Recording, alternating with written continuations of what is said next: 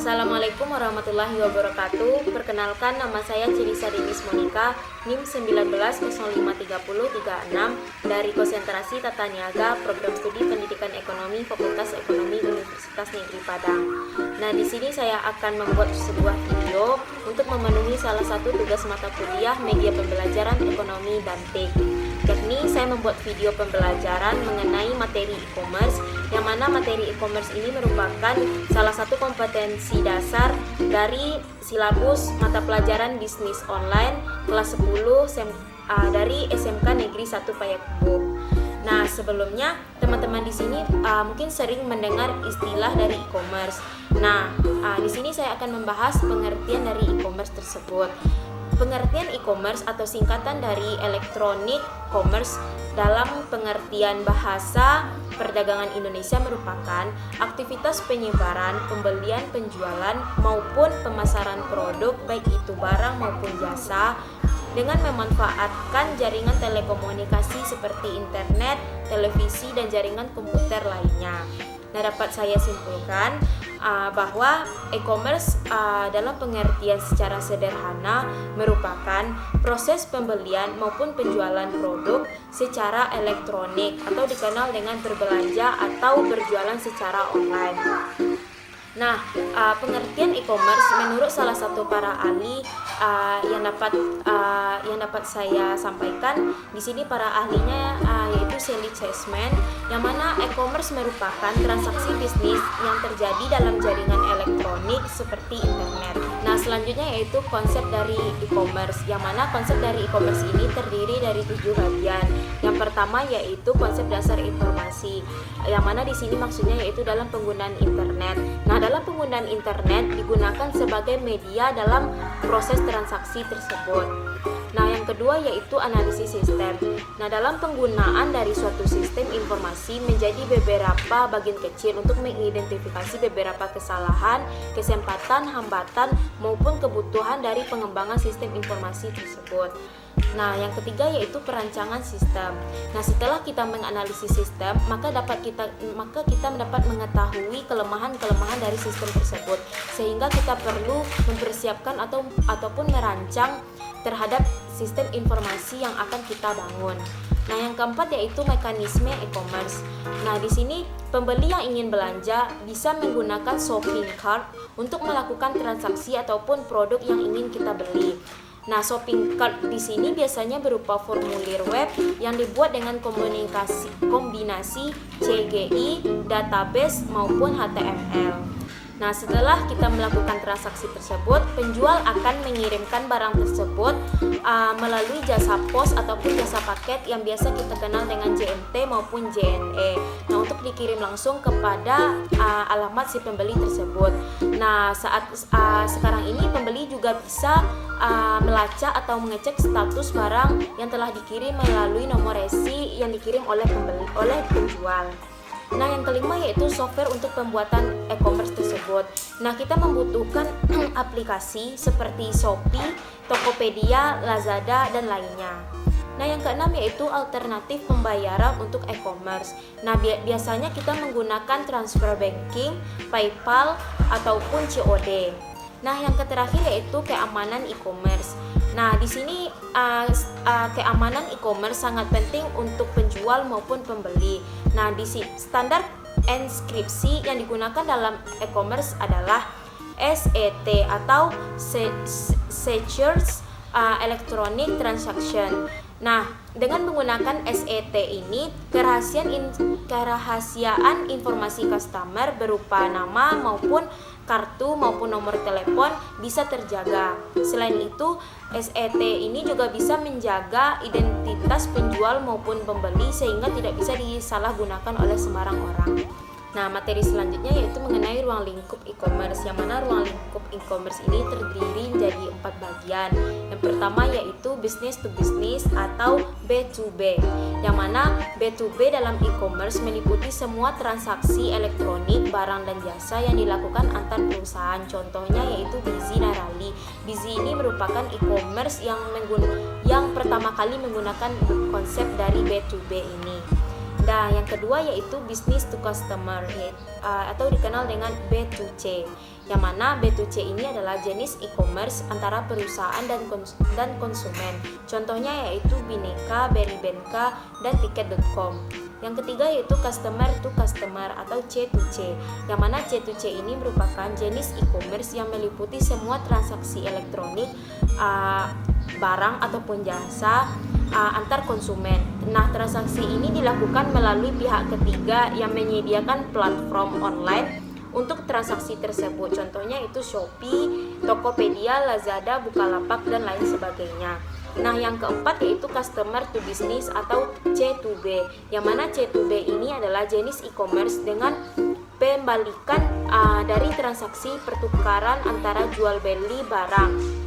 Nah, jenis e-commerce ini sangat umum dalam proyek yang multi sumber daya. Contohnya yaitu www.mybloggertms.com. Nah, selanjutnya yaitu karakteristik e-commerce, yang mana karakteristik e-commerce ini terdiri dari 3 bagian. Yang pertama yaitu terjadinya transaksi antara dua belah pihak, yang mana terjadinya pembelian dan penjualan. Nah, yang kedua yaitu adanya pertukaran barang, jasa maupun informasi dari si pembeli ke si penjual. Nah, yang ketiga yaitu internet. Internet ini merupakan medium utama dalam proses ataupun mekanisme perdagangan tersebut, atau internet ini merupakan media dari transaksi tersebut. Nah, selanjutnya yaitu faktor penentu kesuksesan e-commerce, yang mana pertama yaitu desain website dan aplikasi. Seperti yang kita ketahui, untuk toko offline, owner atau karyawan di sana akan mendesain atau membuat pembeli merasa nyaman ketika datang ke toko tersebut atau memiliki daya tarik tersendiri. Nah, begitu juga untuk toko online atau biasa kita kenal dengan online shop. Online shop ini harus memiliki ciri khas atau desain untuk menarik pelanggannya untuk datang ke toko online-nya. Nah, yang kedua yaitu harga. Nah, harga yang murah dan potongan atau diskon yang menarik ini merupakan salah satu value dari e-commerce kita atau toko online kita. Nah, pasti pembeli akan merasa tertarik atau merasa ingin membeli dengan harga-harga yang murah dan dengan diskon-diskon yang ditawarkan.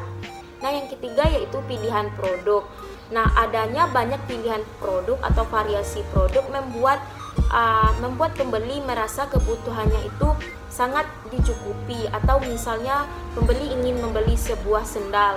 Nah, untuk size-nya mungkin ada dari 36 sampai 40 untuk warnanya. Nah, ataupun model-modelnya. Nah, di sana pembeli akan merasa kalau online shop ini sangat worth it atau sangat terpercaya. Nah, yang keempat yaitu pelayanan. Nah, di sini pelayanan yang di dalam online shop ini merupakan pelayanan yang cepat dan ramah.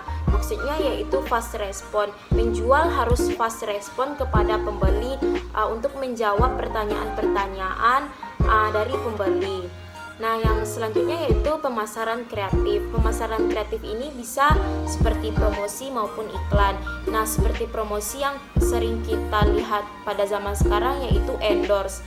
Nah, biasanya penjual atau pemilik online shop akan mengendorse baik itu influencer maupun selebgram untuk menaikkan followersnya atau menaikkan pembelinya.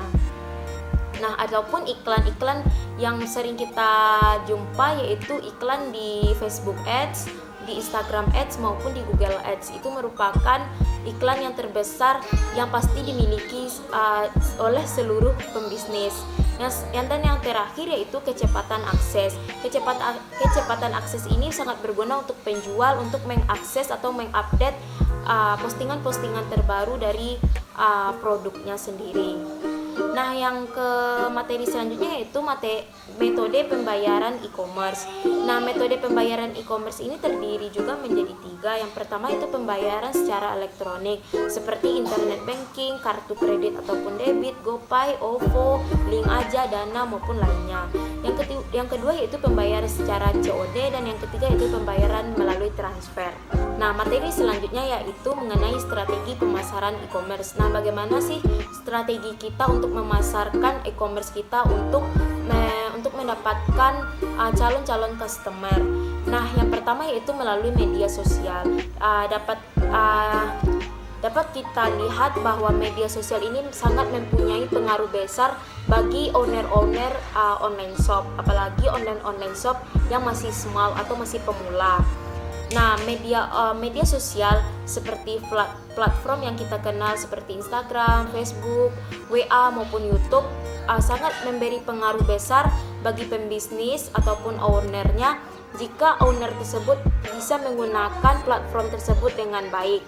Nah, adapun beberapa strategi yang digunakan dalam media sosial, yang pertama yaitu kita harus membuat konten apa aja yang harus kita posting. Kita harus mengenali audiens atau followers kita terlebih dahulu. Misalnya kita harus mengetahui demografisnya seperti umur, lokasi maupun kebiasaannya. Yang selanjutnya itu membuat postingan yang terjadwal. Maksudnya yaitu di sini kita harus mengetahui kapan-kapan waktu untuk memposting konten yang telah kita buat, karena waktu itu juga sangat berpengaruh. Misalnya pada jam-jam orang-orang aktif di media sosial. Yang selanjutnya yaitu SEO atau Search Engine Optimization. Yang mana untuk menarik traffic ke website daripada media sosial kita menggunakan SEO. Yang mana SEO ini adalah cara untuk memperoleh traffic baru. Seperti kita harus mengupdate konten-konten yang baru atau konten-konten yang maksudnya itu yang fresh. Untuk minggu pertama kita membuat konten yang ini, dan untuk yang minggu selanjutnya kita membuat konten yang berbeda dari konten sebelumnya, sehingga pembeli pun atau customer pun melihat ada sesuatu yang baru dan tertarik untuk mengunjungi online shop kita. Yang ketiga yaitu ada content marketing. Nah, salah satu strateginya yaitu menggunakan niche. Niche merupakan website yang paling sukses. Niche ini dapat memperluas audiens kita. Nah, selanjutnya yaitu membuat konten yang berdasarkan siapa audiens kita. Misalnya audiens kita di remaja ataupun orang dewasa. Nah, kita harus mengetahui konten-konten apa yang mereka sukai sehingga mereka tertarik dengan online shop kita. Nah, selanjutnya itu inovasi dari konten tersebut. Nah, kita membuat konten tidak hanya sekedar membuat konten, kita harus mengetahui apa saja inovasi-inovasi untuk konten tersebut, sehingga berbeda dengan konten-konten dari produk-produk yang lain. Nah, selanjutnya itu kolaborasi.